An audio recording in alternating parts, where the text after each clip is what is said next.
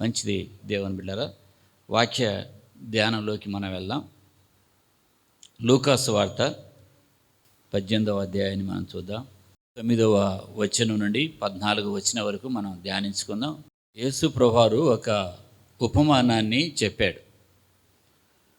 యేసు ప్రభువారు ఆయన భూమి మీద శరీరధారిగా ఉన్నప్పుడు ఆయన బోధించేటువంటి విషయాలు అనేకంగా ఉపమానంతో ఆయన చెప్పాడు. పరలోక సంబంధమైన విషయాలను భూ సంబంధమైన సాదృశ్యాలుగా తీసుకొని అర్థమయ్యే రీతిగా ఆయన బోధించాడు. ఆ రీతికి ఇక్కడ కూడా ఆయన 9వ వచనంలో మనం చూస్తే, నీతిమంతులమని తమ్మును నమ్ముకొని ఇతరులను తృణీకరించు. అంటే వారి దృష్టిలో వారు నీతిమంతులు, ఇతరులు నీతిమంతులు కాదు. వారు యోగ్యులు, ఇతరులు అయోగ్యులు.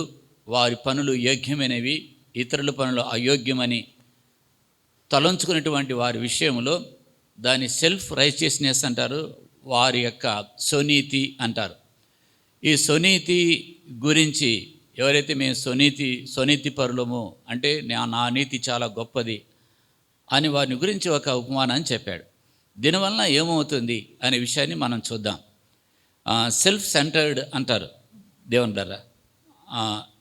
చూద్దాం 10వ వచనం కూడా. ప్రార్థన చేయుటకే ఇద్దరు మనుషులు దేవాలయమునకు వెళ్ళిరి. ప్రార్థన చేయడానికి ఇద్దరు మనుషులు దేవాలయానికి వెళ్ళారు. వారిలో ఒకడు పరిసయ్యుడు, ఒకరు సుంకరి. పరిసయ్యుడు నిలువబడి, ఇక్కడ ప్రార్థన చేయటానికి ఇద్దరు వ్యక్తులు దేవాలయానికి వెళ్ళారు అనేది వాక్యంలో మనం చూస్తున్నాం. మంచిదే, ప్రార్థన వెళ్ళాలి, ప్రార్థన చేయటం, దేవాలయానికి వెళ్ళడం, ప్రార్థన చేయటం అనేది వారి ఉద్దేశాలు ఇద్దరి కూడా మంచివే. దేవాలయం వెళ్ళాలి, ప్రార్థన చేయాలి. కానీ అక్కడికి వెళ్ళిన తర్వాత వారి ప్రార్థనలో ఏమున్నది అనేది చాలా ప్రాముఖ్యమైన విషయం. ఎవరు ఏ ప్రార్థన చేశారు అనేది చాలా ప్రాముఖ్యమైన విషయం. దేవుని బిడ్డలారా, మన దేవుని సన్నిధికి వెళ్ళినప్పుడు మన ప్రార్థన సిద్ధం చేసుకొని ఆయన సన్నిధికి వెళ్ళాలి. మన ప్రార్థన సిద్ధం చేసుకొని కాచిందని దావీదు భక్తుడు ఏ రీతిగా అన్నాడు, మన ప్రార్థన ఒక సిద్ధం చేసుకోవాలి. ఏం చేయాలి నా ప్రార్థన, నేనేం దేవుని సన్నిధిలో ఏం చేయాలి ఆ ప్రార్థనకు మనకేముండాలి, స్పెసిఫిక్గా ఉండాలి. సరే, వీరిద్దరు ప్రార్థన చేయడానికి వెళ్ళారు, సుంకరి పరిసయ్యుడు.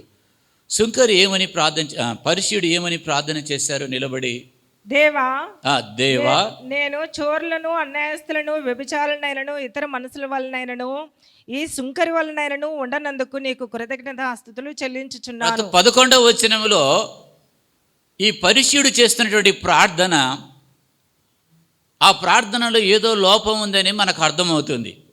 అంటే ఇతరులను కంపారిజన్ చేసుకొని ప్రార్థన చేస్తూ ఉన్నాడు.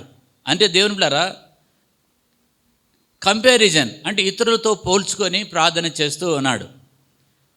ఏమని ప్రార్థన చేస్తున్నాడంటే, దేవా నేను చోరులను, అన్యాయస్తులను, వ్యభిచారులైన ఇతరులు మనుషులనే ఈ సుంకరి వలన ఉండనందుకు నీకు కృతజ్ఞతాస్తుతులు. నీ ఇతరులాగా లేను. వారందరూ తప్పులు చేస్తున్నారు, వారందరూ వ్యభిచారం చేస్తున్నారు, వారందరూ దొంగతనం చేస్తున్నారు, వారందరూ అన్యాయం చేస్తున్నారు, వారందరూ మోసం చేస్తున్నారు.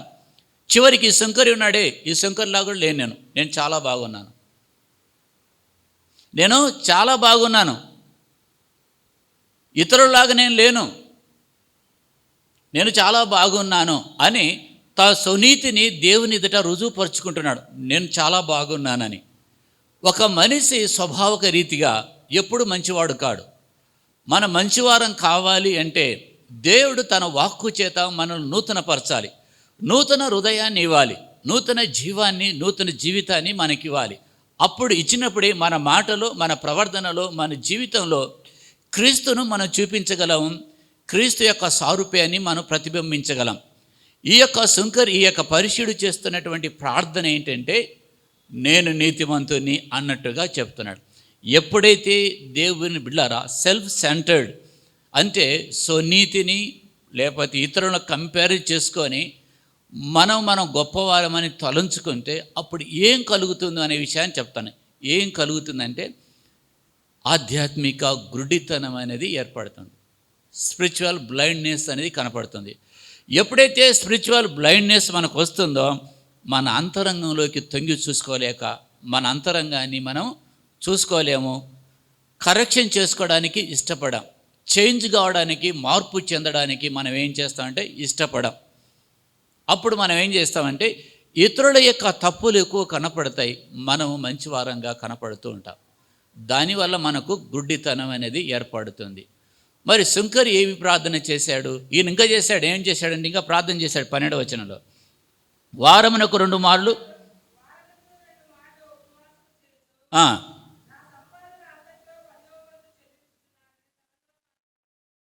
అంటే వారమునకు 2 మార్లు తర్వాత ఉపవాస ప్రార్థన చేస్తున్నాడు. తన రాబడిలో 10వ వంతు దేవునికి ఇస్తూ ఉన్నాడు. ఆ రీతిగా దేవునికి చేసేటువంటి ఆ కార్యం చెప్తున్నాడు. దేవుని ద్వారా ఉపవాసం తప్పనే కాదు, వారానికి ఉపవాసం చేస్తున్నాడు. ఆ ఉపవాసం తప్పనటం లేదు. ఉపవాసం నేను ఇక్కడ ఈ సందర్భంలో మన ఉపవాసం ఉంటున్నవారు, లేకపోతే 2 వారానికి ఒకసారి ఉపవాసం ఉన్నవారు, వారానికి 2 సార్లు ఉపవాసం ఉన్నవారు, మీ ఉపవాసం తప్పు అని అనటం లేదు. అయితే మనం ఏ రీతిగా ఉపవాసం ఉండాలో ప్రభు చెప్పాడు. ఏ విధంగా రహస్య స్థలంలోకి వెళ్ళి ఆయన రహస్యమందు చూస్తున్న తండ్రికి మనం ఏ విధంగా ఆ గదిలోకి వెళ్ళి రహస్యమందున్నటువంటి ఆ తండ్రికి మనం ఎలా ప్రార్థన చేయాలో ఉపవాసం ఉండి దేవుడి సెలవిచ్చాడు, దేవుడు చెప్పాడు. అయితే ఇక్కడ ఏమిటంటే ఆ ఉపవాసాన్ని కూడా ఏం చెప్తున్నాడు, చాలా నేను ఉపవాసం ఉంటున్నాను అని దేవుని దగ్గర ఏం చేస్తున్నాడు, తన భక్తిని, తన యొక్క సునీతిని రుజువుపరుస్తా అంటే ఏం చెప్తున్నాడు, ఆ యొక్క సునీతిని గురించి చెప్తూ ఉన్నాడు. కానీ ఈయన ఇలా ప్రార్థన చేస్తుంటే శుంకరి ఎలా ప్రార్థన చేశాడు? ఈయన ప్రార్థనకు, పరిశీని యొక్క ప్రార్థనకు, శుంకరి ప్రార్థనకు, ఈ 2 ప్రార్థనలు మన దగ్గర పెట్టుకొని వాక్య భాగాన్ని పరిశీలిస్తే ఏ ప్రార్థన దేవుడు అంగీకరించాడు, దేవుని దృష్టిలో ఎవరు నీతిమంతుడిగా తీర్చబడి వెళ్ళారు అనేది మనం చూసినట్లయితే శుంకరి ఏమని ప్రార్థన చేశాడు? అయితే శుంకరి దూరముగా నిలబడి కన్నులెత్తి చూచుటకైనను ధైర్యం చాలక రొమ్ము కొట్టుకొనుచు, దేవా పాపినైన నన్ను కరుణించుమని పలికెను. అతని కంటే ఇతడు నీతిమంతుడిగా తీర్చబడి తన ఇంటికి వెళ్ళనని మీతో చెప్పుచున్నాను. తన్ను తాను హెచ్చించుకుని వాడు తగ్గింపబడననియు, తన్ను తాను తగ్గించుకుని వాడు హెచ్చింపబడననియు చెప్పెను. దేవుని బిడ్డారా, శుంకరి దేవాలయం దగ్గరికి వచ్చినప్పుడు దేవాలయానికి లేకపోతే మందిరానికి దూరంగా నిలబడ్డాడు. నిలబడి ఏం చేశాడు, ఏం ప్రార్థన చేశాడు? ఆకాశం వైపు కన్నులెత్తుటకే నాకు ధైర్యం చాలక ఏం చేశాడు? రొమ్ము కొట్టుకొనుచు, దేవా పాపిని నన్ను కనికరించుము అని పశ్చాత్తాపంతో ప్రార్థన చేశాడు. అంటే మన ప్రార్థనలో ఏముండాలి అంటే పశ్చాత్తాపం ఉండాలి, తగ్గింపుతో కూడినటువంటి ప్రార్థన ఉండాలి. ఆ ప్రార్థన దేవుని సన్నిధికి వెళ్ళేటువంటి ప్రార్థన ఉండాలి. అంటే దేవాలయంకు దూరంగా నిలబడి ఆయన సమీపించడానికి కూడా ధైర్యం చాలక ఆకాశం వైపు కన్నులెత్తి ఏం చేస్తున్నాడు, రొమ్ము కొట్టుకొనుచు, పాపినటువంటి నన్ను, దేవా పాపిని నన్ను కరుణించు అన్నాడు. మరి ఇద్దరిలో కూడా శుంకరి ఎలా వెళ్ళాడంటే నీతిమంతుడిగా తీర్చబడి ఇంటికి వెళ్ళాడు. పరిశీయుడు తాను హెచ్చించుకున్నాడు కనుక తగ్గించబడ్డాడని దేవుని వాక్యంలో చూస్తున్నా. కనుకనే దేవుని బిడ్డలారా, ఈరోజు మనం ధ్యానించేటువంటి వాక్య సందేశం ఏంటంటే, ఒక వ్యక్తి జీవితంలోకి ఆత్మీయ గురుడితనము, ఆ చీకటి మేఘము ఎప్పుడు వస్తుందో ఆ ముసుగు అంటే మనలో మనము సునీతి పరులమని, భక్తి పరులమని, జ్ఞానం గలవారమని దేవుని చోటు ఇవ్వకుండా మనంతరం మనం హెచ్చించుకున్నట్లయితే ఆత్మీయ గురుడితనము మనకు వస్తుంది. దేవుడా,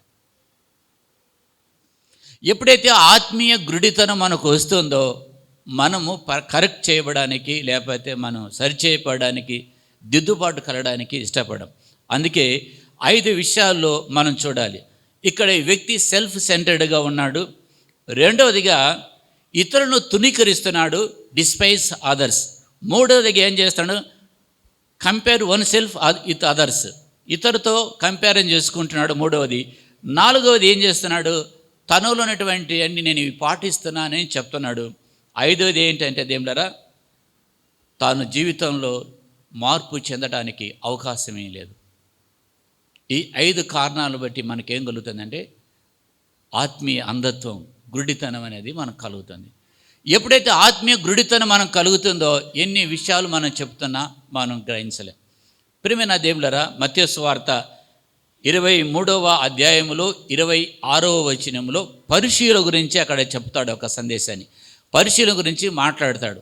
శాస్త్రీయుల పరిశీలన గురించి దేవుడు కఠినంగా వారికి మాట్లాడుతూ వారిని ఉద్దేశించి ఆ విషయాన్ని, గుడ్డి పరిశీయుడా, గిన్నెయు పల్లెము వెలుపల శుద్ధి అగునట్టుగా ముందు వాటి లోపల శుద్ధి చేయము. అయ్యో వేషధారులైన శాస్త్రులారా, పరిశీలారా, మీరు సున్నం కొట్టిన సమాధుల వలె పోలి ఉన్నారు. దేవుని బిడ్డలు ఇక్కడ ఏమంటున్నాడు వాక్య భాగంలో చూడండి. గుడ్డి పరిశీయుడా అంటున్నాడు. పరిశీలన ఏమంటాడంటే చాలా కఠినంగా వారిని గద్దించాడు. పల్లెం ఉంది, పల్లెమును మనం శుభ్రం చేస్తున్నప్పుడు ఎలుపట లోపట మనం శుభ్రం చేస్తాం అది చెప్తున్నాడు. ఈ విషయాన్ని దీనితో మనం వారిని పోలుస్తున్నంటే మన అంతరంగ స్వభావాన్ని మొదట మనం ఏం చేయాలి? శుద్ధి చేయాలి. అంతరంగ స్వభావం ఎప్పుడైతే శుద్ధి చేయబడుతుందో బాహ్య స్వభావంలో మార్పు వస్తుంది. నేను మార్పు కావాలని కోరుకుంటున్నా. నా ప్రవర్తనలో, నా మాటలో ఒక పరివర్తన లేకపోతే ఒక కొత్తదనం కనపడాలని ఆశపడుతున్నా. నా జీవితంలో ఒక పరివర్తన కనపడాలని ఆశపడుతున్నా. ఎక్కడ కాదు, ఇంట్లో నుండి స్టార్ట్ అవుతుంది. అది కావాలి. అది అంతరంగం నుండి స్టార్ట్ కావాలి. నా మాట తీరు మారాలి.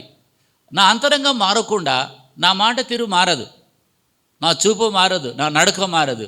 ఎప్పుడైతే మన హృదయంలో ఆయన మార్పు కలగ చేసినప్పుడు, అంతరంగంలో మార్చబడుతున్నప్పుడు బయటికి క్రీస్తు యేసుప్రభువు వారి యొక్క స్వభావాన్ని లేకపోతే యేసుప్రభువు వారి యొక్క స్వరూపాన్ని మనము ప్రతిబింబించగలము, మాదిరిగా ఉండగలం. కనుకనే దేవుని బిడ్డలారా, అంతరంగంలో ముందు మీరు శుద్ధి చేయండి అని పరిశీలతో ఆయన చెప్తున్నాడు.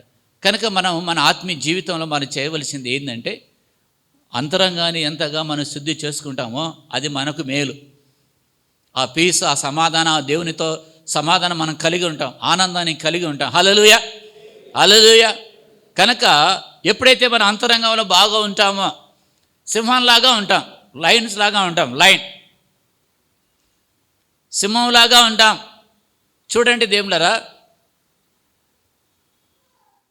దొంగతనం చేసిన వ్యక్తి పోలీసులను చూసినప్పుడు దాక్కుంటూ ఉంటాడు. ఎందుకు? నా దొంగతనం ఎక్కడ బయటపడుతుందో ఈ పోలీసు వాళ్ళు ఎప్పుడైనా అరెస్ట్ చేస్తారో, పట్టుకొని నన్ను జైలు వేస్తారో, అరెస్ట్ చేస్తారో భయం ఉంటుంది. ఎప్పుడు కూడా మన దేవుని ఎదుట మనం యథార్థంగా నడుచుకుంటే ఆ ధైర్యం అనుకుంటుంది. హల్లెలూయా, హల్లెలూయా. కనుకనే దేవుని బిడ్డలారా, గుడ్డితనం అనేది మన జీవితంలోకి రాకుండా ఉండాలి అంటే ఇందాక మనం చూసాం. పరిశుడేమో అనుకున్నాడు, ఏం పెద్ద ప్రార్థన చేయలే, ఏం చేయలే, పెద్ద లిస్ట్ కూడా ఏం లేదు, లిస్ట్ పెద్దది లేదు. పరిశీలింది, నేను పాపిని, నన్ను క్షమించాను, రొమ్ము కొట్టుకున్నాడు, వెళ్ళిపోయాడు, అంతే. పెద్ద పెద్ద పదాలు వాడా. దేవుని దగ్గరికి థియాలజీ కాదు దేవులరా, థియాలజీ కావాల్సినంత థియాలజీ మనకుంది. గొప్ప గొప్ప బోధకులు థియాలజీ చెప్తున్నారు, లోతైన మర్మాలు చెప్తున్నారు. కానీ దేవుని ద్వారా ప్రాక్టికల్ లైఫ్లో మనకు కావాల్సిందంటే ప్రాక్టికల్గా దేవుని వాక్యంలో నడవలసిన వారంగా మనం ఉంటున్నాం, వాక్యానుసారంగా నడవలసిన వారంగా ఉంటున్నాం. కనుక దేవుని ద్వారా ఈ స్పిరిచువల్ బ్లైండ్నెస్, ఈ గుడ్డితనం అనేది ఎంత భయంకరమైనది ఏంటంటే, సత్యాన్ని గ్రహించలేకుండా సత్యాన్ని చూడలేనటువంటి పరిస్థితి. అసత్యాన్ని నమ్ముతాడు, సత్యాన్ని నమ్మలేడు. కనుక అసత్యాన్ని ఎప్పుడైతే నమ్ముతూ మనం మోసుకుంటున్నాము, మనం మోసపోతున్నాము అంటే గుడ్డితనం మనలోకి వచ్చిందని. ఆత్మీయ గుడ్డితనం రాకుండా మనం జాగ్రత్త పడాలి. దేవుని ద్వారా బీలాము బాలాకు అనేటువంటి రాజు వచ్చి బీలామును అడుగుతాడు. ఏమని అడుగుతాడంటే జాగ్రత్త వినండి, దాని బ్యాక్గ్రౌండ్ మీకు కొంత చదివిన వాళ్ళకి అర్థమవుతుంది. బాలాకు అనేటువంటి రాజు వచ్చి బీలామును అడుగుతాడు. ఏమని అడుగుతాడంటే, బీలాముకు ఒక ప్రత్యేకమైన వరం ఉంటుంది. ఎవరిని శపిస్తే వారు శపించబడతారు, అంతే. దేవుడు ఒక ప్రత్యేకమైన వరం ఇచ్చాడు. వీణ ఏం చేశాడంటే, తన దగ్గర పనివారిని పంపించి ఎట్లయినా ఒప్పింపజేసి ఇశ్రాయేలుని తన జనులు శపించాలని కోరుతాడు. ఎటకేలకు దేవుడు వద్దన్నా 2-3 పర్యాయములు దేవుని దగ్గర కనిపెట్టి 3వ పర్యాయం వెళ్ళమన్నప్పుడు బయలుదేరి వస్తాడు. ఇప్పుడు ఈ యొక్క బీలాము తాను ప్రయాణిస్తున్నటువంటి గాడిద మీద కూర్చొని ఇశ్రాయేలు ప్రజలను శపించాలని వెళ్తున్నప్పుడు దేవుడు చెప్తాడు, వారు నా ప్రజలు, నేను ఏర్పరచుకొని ఉన్నాను, నేను నీ నోట ఏ మాట ఉంచుతానో ఆ మాట నువ్వు మాట్లాడాలని చెప్తాడు. నేను నీ నోట ఏ మాట ఉంచానో అదే మాట నువ్వు మాట్లాడాలని పంపుతాడు. ఈయన ప్రయాణం చేస్తూ ఉన్నప్పుడు ఆ గాడిద మీద ఎక్కువనే వస్తూ ఉన్నాడు, ప్రయాణం చేస్తూ ఉన్నాడు. అక్కడ జరిగిన సంఘటన గురించి మనం చదువుతున్నాం, బ్యాక్గ్రౌండ్ అది, దాని సంఘటన గురించి మనం చదువు. ఇక్కడ గాడిద మాట్లాడుతుంది. ఏంటి? గాడిద మాట్లాడుతుంది. ఎవరితో మాట్లాడుతుంది? బీలాముతో మాట్లాడుతుంది. బీలాముతో ఎందుకు ఎలాంటి మాట మాట్లాడింది అంటే, ఇప్పుడు మనం బైబిల్ గ్రంథంలో గాడిద బీలాముతో మాట్లాడింది అని దేవుని ఎరగని వారికి చెప్తే ఇది ఎట్లుంటుంటుంది? ఎంత మీరు అవివేకులు, ఎలాంటి గ్రంథాన్ని మీరు పట్టుకున్నారు? గాడిద మనిషితో మాట్లాడమా? జంతువులు మాట్లాడతాయా? ఏదో కథలలో చదువుకున్నాం కానీ మీరు అలాంటి పుస్తకాలు చదువుతున్నారా, అలాంటి బుక్ పట్టుకున్నారా? చాలా నేను నమ్మలేను అంటారు. కానీ మనం మాత్రం నమ్ముతాం, విశ్వసిస్తాం. ఎందుకంటే భక్సింగ్ గారు దేవుడరా ఆయన అడిగారంట, మస్తెపు కడుపులో యోనా ఉన్నాడంటే నువ్వు నమ్ముతావా అన్నారంట. ఆయన అన్నాడంట, మస్తెపు కడుపులో యోనా ఉండడం మాత్రమే అని బైబిల్ రాసింది కదా, నేను నమ్ముతాను. ఒకవేళ బైబిల్లో యోనా కడుపులో మత్స్యం ఉందన్నా కానీ నేను నమ్ముతాను అన్నాడంట. అంటే బైబిల్ గ్రంథాన్ని అంతగా విశ్వసించి నమ్మే భక్తుడైనా. అంటే భక్సింగ్ గారు అంత గొప్ప ప్రవక్తే అంతగా మాట్లాడినప్పుడు, బైబిల్ గురించి అంత విశ్వాసత, అంత నమ్మకం ఉంచినప్పుడు మనం ఎంత నమ్మకం ఉంచాలి? దేవుడారా చదువుదాం. సంఖ్యాకాండ 22 వచ్చిన చదువుదాం. యెహోవా దూత ఖడ్గము దూచి చేత పట్టుకొని త్రోవలో నిలిచి ఉండుట ఆ గాడిద చూచెను. గనుక అది త్రోవను విడిచి పొలములోనికి పోయెను. బీలాము గాడిదను దారికి మలవలనని దాన్ని కొట్టగా, ఇక్కడ బీలాము ఇశ్రాయేలును శపించడానికి వెళ్తున్నప్పుడు దేవుని యొక్క దూత ఖడ్గము దూసి ఖడ్గం పట్టుకొని దారిలో నిలబడ్డాడు. ముందుకొచ్చి ఏం చేయాలని? అంతే, ప్రవక్త బీలాం అంతే, ఇంకా కనపడాడు అంతే. ఇంకా దారిలో నిలబడ్డాడంట దేవుని దూత ఖడ్గము దూసి.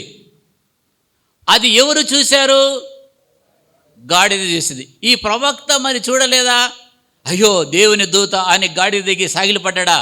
అయ్యా తప్పైపోయింది, అయ్యా నేను పాపం చేశానని సాగిలపడ్డా?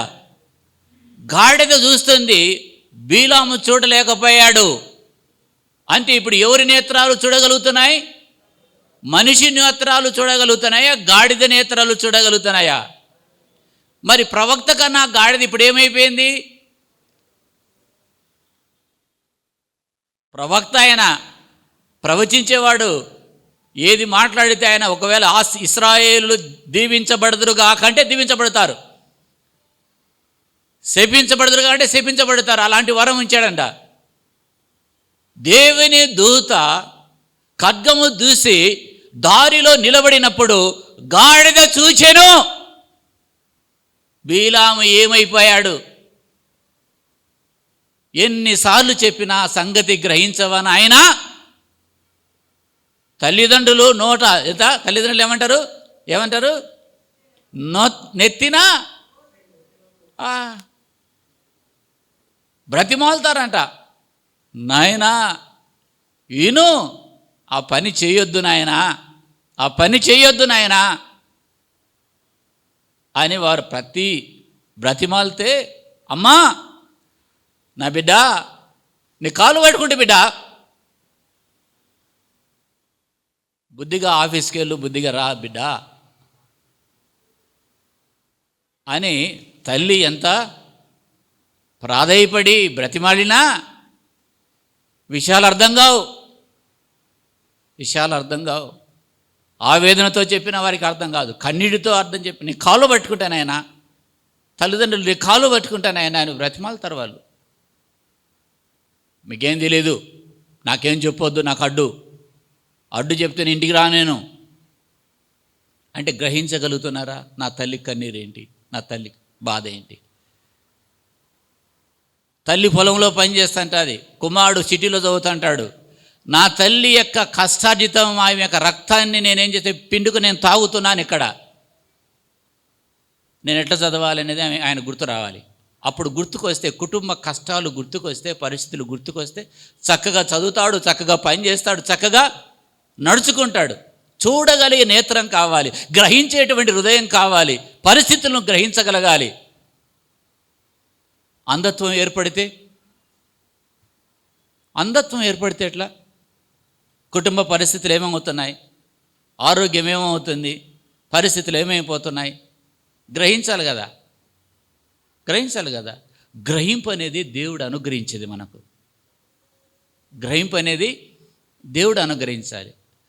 ఎదుట దేవుని దూత ఖడ్గము దూసి మొదట దారి ఎదుట నిలబడినప్పుడు గాడిద చూసి నేను చూడలేకపోతున్నాడు. అయ్యో దూత ఉంది, ముందుకెళ్తే ఏమో కోపంగా ఉన్నాడు ఈయన, ముందుకెళ్తే పేనును నా మీద కూర్చున్నాడు ఆయన ఏమైపోతాడని అక్కడ దారి తొలగి పక్కకి వెళ్తే కొడుతున్నాడు. ఏం పక్కకి వెళ్తున్నాడు? గాడిదని కొట్టాడంట. ఎన్నిసార్లు కొట్టాడు చూడండి, చదువుదాం. యెహోవా దూత ఇరుప్రక్కలను గోడలు గల ద్రాక్ష తోటలను సందులో నిలిచెను. గాడిద యెహోవా దూతను చూచి గోడ మీద పడి బీలాము కాలును గోడకు అదిమెను గనుక అతడు దాన్ని మరలా కొట్టెను. యెహోవా దూత ముందు వెలుచు కుడికైనను ఎడమకైనను తిరుగుటకు దారి లేని ఇరుకుల చోటున నిలువగా గాడిద యెహోవా దూతను చూచి బీలాముతో కూడా కూలబెడెను గనక బీలాము కోపం మండి తన చేతి కర్రతో గాడిదను కొట్టెను. కొట్టాడు. అప్పుడు యెహోవా ఆ గాడిదకు వాక్కునిచ్చెను. చాలు, ఇంతవరకు చూద్దాం. ముందుకు వెళ్తున్నప్పుడు ఆ దేవుని దూత ఉన్నప్పుడు గాడిద కొంచెం ఎక్కడ దారిందని చూసుకుంది, ఇంకొక వైపు వెళ్ళింది. ఎలాగానే అటువైపు గోడ ఇటువైపు గోడ ఆ యొక్క దేవుని యొక్క దూత ముందుంది. వెళ్ళడానికి స్థలం లేక ఏం చేసిందంటే కూలబడుతూ ఇలాగ ముందుకు గోడకు అదిమింది. అదుమగానే కాలు ఏమైంది?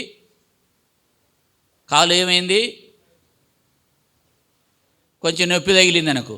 నొప్పి తగిలి ఏం చేసింది, ఇంకా దేవుని దూత కనపడగానే ఆ గాడిద ఆయన కూలబడ్డాడు, కింద పడితే నన్ను కింద వేస్తావని లేచి కర్ర తీసుకొని కొట్టడం మొదలుపెట్టాడు.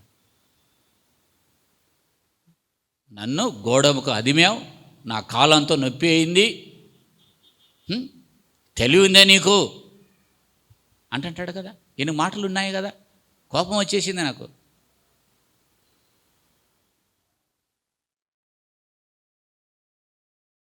ఆయన పడ్డాడు,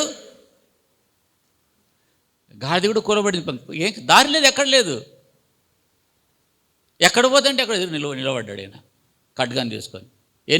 ఎనికి పోతే ఎనికి వైపు ఆ గోడ సందులోకి వెళ్ళిపోతే అక్కడ నిలబడ్డాడు, స్ట్రైట్గా నిలబడ్డాడు ఖడ్గాన్ని తీసుకొని. ఇరుకు స్థలంలో నిలబడ్డాడు ఖడ్గాన్ని తీసుకొని. ఎక్కడికి వెళ్తావు, వెళ్ళు. దూసి నా ఖడ్గం పట్టుకున్నాడు. దేవుడు ఏం చేశాడంటే గాడిదకు మాటలు ఇచ్చాడు. గాడిద ఎంత చక్కగా మాట్లాడిందో చూడు, మనం కూడా మాట్లాడలేం. ఎంత చక్కగా మాట్లాడింది. ఏం మాట్లాడింది చూద్దాం.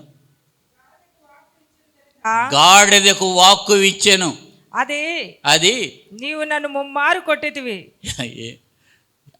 మాట్లాడుతున్నప్పుడు ఆయన ఆశ్చర్యం కాలేదా?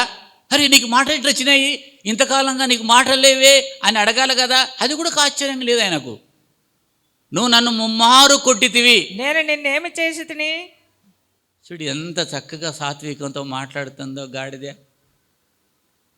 మన ఇంట్లో వాళ్ళని ఎవరైనా కోపంతో చేయెత్తి నీ వేరనుకో, ఇంతకాలం నేను ఓర్చుకున్నా, ఇంక చేయెత్తాకు చాలు దించు. ఇంతకాలం నేను ఓర్చుకున్నా, చెయ్యి ఎత్తి నా మీదకి వస్తున్నావు. ఇదే నన్ను అర్థం చేసుకొని, ఇదే నీ ప్రేమ. కొందరు ఏం చేస్తారంటే పాపం సతీమణి అంటే భార్యను కొట్టాలని నేను అనటం లేదు కదా, అసలు కొట్టడమే చాలా భయంకరమైన నీచమైనది అది. చెయ్యి ఎత్తడమే నాకు చాలా నీచమైంది. ఒక ఆత్మీయ, నేను చెప్తున్నా దేవులారా జాగ్రత్త వినండి. ఒకప్పుడు ప్రభు నమ్మకం ముందు చెయ్యి ఎత్తి మీదికి వెళ్ళి కొట్టారు. మళ్ళీ మందిరానికి వచ్చి మీరు కొడుతున్నారా? గుండెల మీద చేయబెట్టుకోండి కొంచెం కాస్త, నేను ఆ పని చేయడం లేదని. మళ్ళీ ఈ గుండెల మీద చేయబెట్టి తిడుతున్నారా? ఏమన్నా మీ నోట తిట్లు వస్తున్నాయా? ఇంటి బండి మీద పోతున్నప్పుడే రా ఇంటికి రా నీ సంగతి అవుతుంది. చర్చి నుండి వెళ్ళిపోయేటప్పుడు బండి మీద పోయేటప్పుడు రా ఇంటికి రా నీ సంగతి అవుతుంది అంటాడు.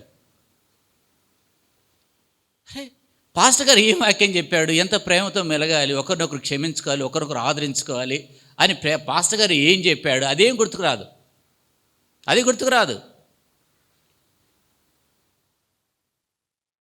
మన సిస్టర్స్ కూడా ఏం తక్కువ వాళ్ళు కాదు. వాళ్ళు కోపం బాగా రెచ్చగొట్టడం ఎక్కువ. వాళ్ళు పురుషులకు కోపం వచ్చినప్పుడు పక్కకు పోవాలంతే, ఏం దానికి అదే సీక్రెట్. ఆయన కోపంగా ఉన్నాడా, పక్కకి వెళ్ళండి అంతే. ఆయన కోపంతో ఉంటే ఒక్కటి గుర్తు దేవుల, వాడు కోపం చల్లారాలంటే ఒకటి సీక్రెట్. ఆయన కోపం అనుకో గదిలోకి పక్కకి వెళ్ళిపోయండి, ఒక 10 నిమిషాల తర్వాత రండి, చల్లారిపోతాడు. మీరు రండి, ఏం కోపపడి ఏం భలే కోపడుతున్నావు, భలే చాలా సీరియస్ చూస్తున్నావే, ఏం చేస్తావు అంటారు వీళ్ళు. ఆయన కోపం వచ్చా, ఆయన కోపం వచ్చినప్పుడు ఒక్కటే సీక్రెట్ దేవులారా, ఒకటే గమనించండి. ఏంటి, ఏం చేయాలి దేవులారా? పక్కకి వెళ్ళిపోవాలా. వెళ్ళిపోరు వీళ్ళు. ఇంతకాలం భయపడి నేను భయపడను నువ్వు అనుకుంటున్నావేమో.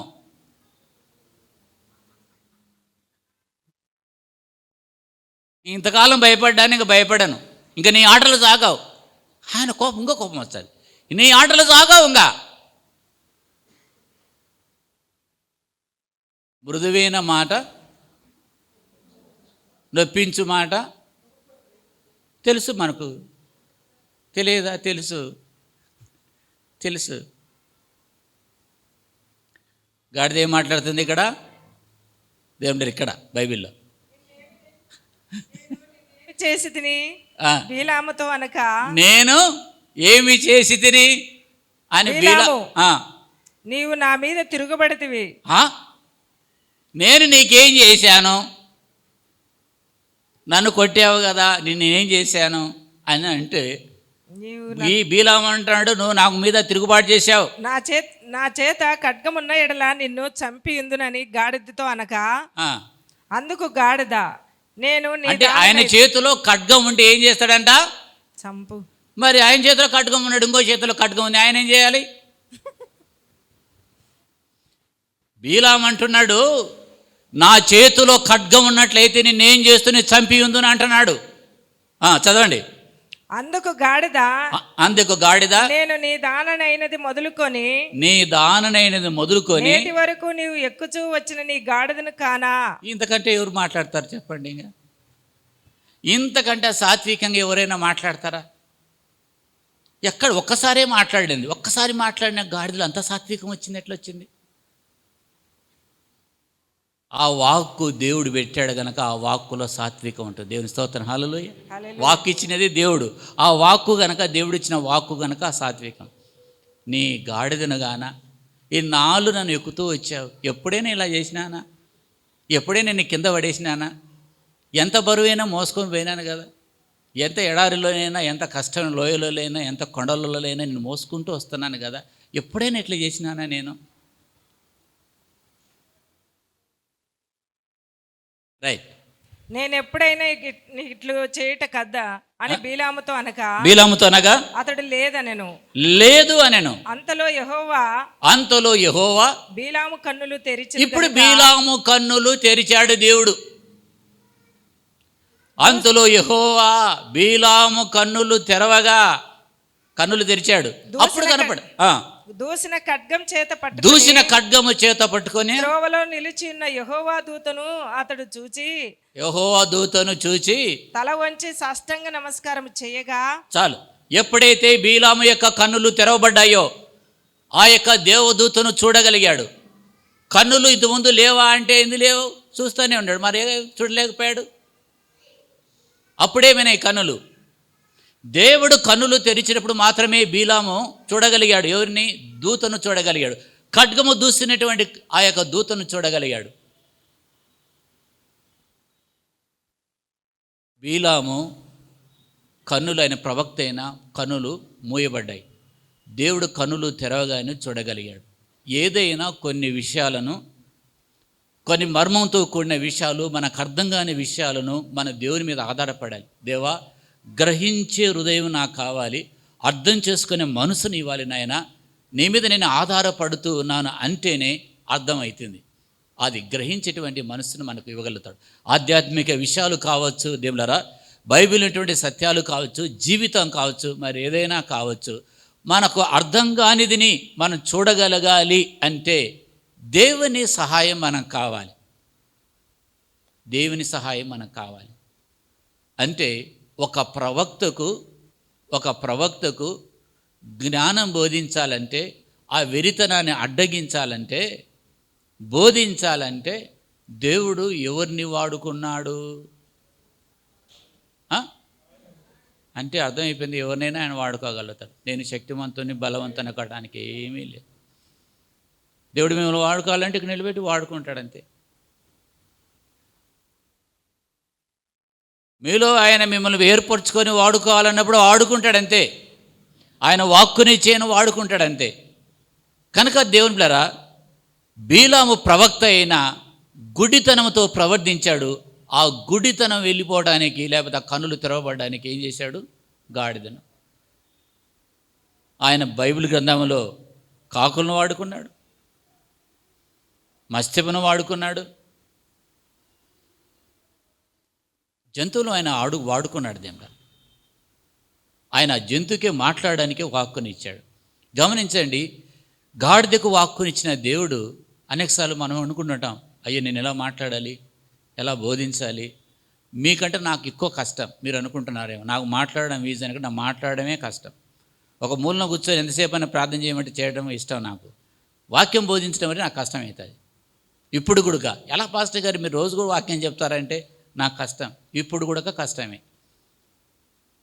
వాక్యం అనేది దేవుడు తన మాట మన హృదయంలో ఉంచితే తప్ప మనము ఇది చేయలేం. కనుక మనం వెలిగించబడినటువంటి నేత్రము గలవారమై ఆధ్యాత్మిక గుడితనంలోకి వెళ్లకుండా, ఎలాంటి ఆధ్యాత్మిక గుడితనం అంటే, ఎందుకమ్మా అబ్బాయితో అంటే నేను దేవునిలోకి నడిపించుకుంటలే అంటది. ప్రభు కృపను బట్టి ఆయన దేవునిలోకి వస్తే మంచిదే, ఆశ్చర్యంగా మంచిదే ఉంటుంది. అంతకంటే ఇది గొప్ప కార్యం ఏంటి? ఆత్మీయ విషయాలలో మనకు గుడితనం అనేది ఏర్పడకుండా దేవుని మీద మనం ఆధారపడాలి. చివరికి ఒక వాక్యం చదివి నేను ముగిస్తాను. 2 కొరింథీ 4:4 నేను చదివి ముగిస్తాను. దేవుడు సమయం అయిపోయింది. 2 కొరింథీ 4:4 దేవుని స్వరూపైన క్రీస్తు మహిమను కనపరుచు సువార్త ప్రకాశం వారి ప్రకాశింపకుండా నిమిత్తము ఈ యుగ సంబంధమైన దేవత అవిశ్వాసులైన వారి మనోనేత్రములకు గురిడితనం కలగజేసెను. ఎస్, దేవుని స్వరూపి అయిన క్రీస్తు. ఎవరి స్వరూపి? దేవుని స్వరూపి. దేవుని స్వరూపి అయిన క్రీస్తు మహిమను కనపరుచు సువార్త ప్రకాశము. సువార్త ప్రకాశం వారి ప్రకాశింపకు నిమిత్తం యుగ సంబంధమైన దేవత అవిశ్వాసులైనటువంటి మనోనేత్రములకు గుడితనము కలగజేసెను. అంటే దేవుని స్వరూపి అయినటువంటి క్రీస్తు అంటే యేసుప్రభువు వారి యొక్క ప్రకాశం దేనిలో ఉంది? సువార్తలో ఉంది. సువార్తలో ఉంది ఆ ప్రకాశం. ఆ సువార్త ప్రకాశము వారి కన్నులకు వారు గ్రహించలేకపోతున్నారండి.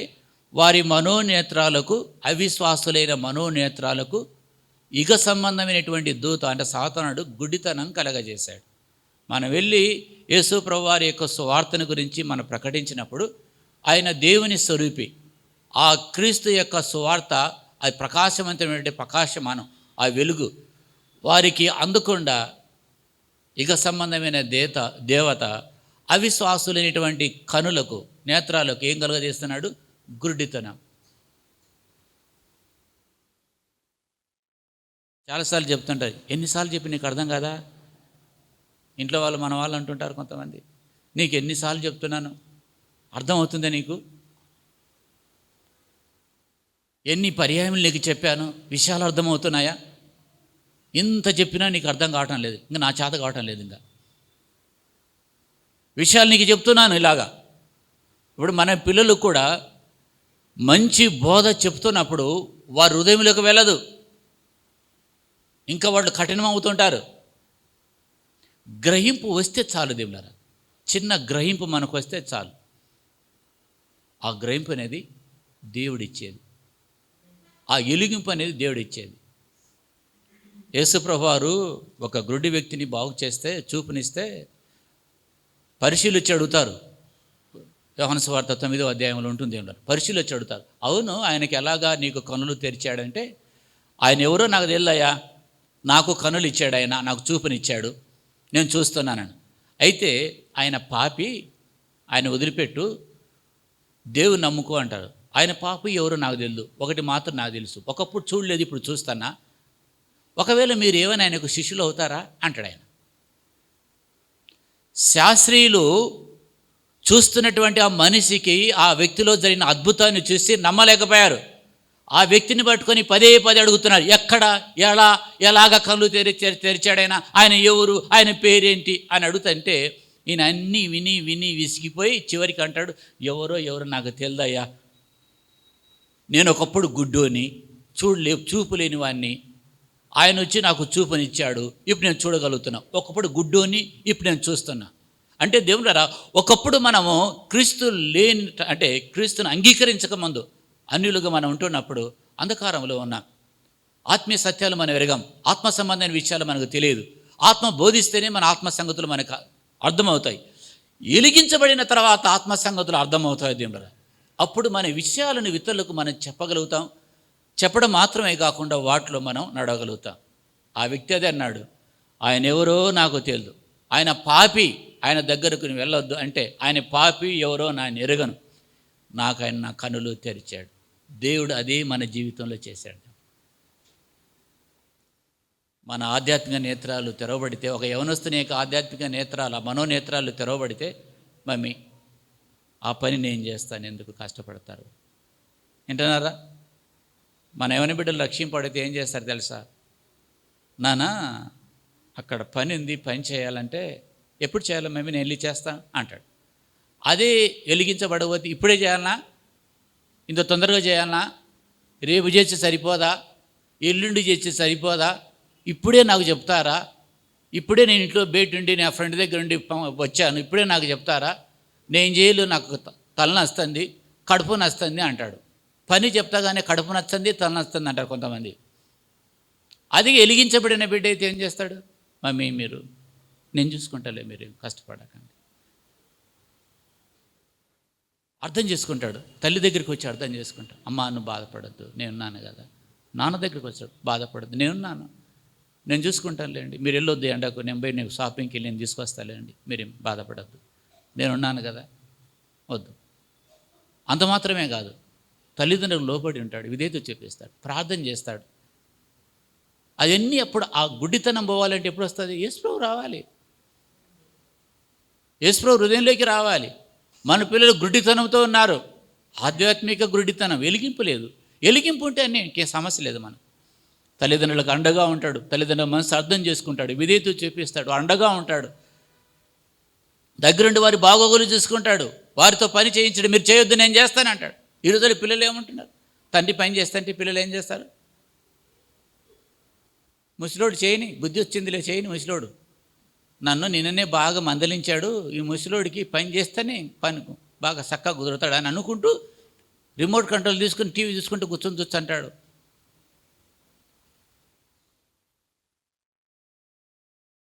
పిల్లలు వెలిగించబడాలి దేవుళ్ళారా. పిల్లలు ప్రయోజకులు కావాలంటే వాళ్ళు వెలిగించబడాలి. పిల్లలు వారు ధైర్యంగా ఉండాలంటే క్రీస్తు వారి హృదయంలో ఉండాలి. పిల్లలు వాళ్ళు చక్కగా త్రోవలు నడవాలంటే దేవుని వాక్యం వారి హృదయంలో ఉండాలి. తల్లిదండ్రులుగా మనం మాదిరి చూపించాలి. స్తోత్రం. హల్లెలూయా, హల్లెలూయా.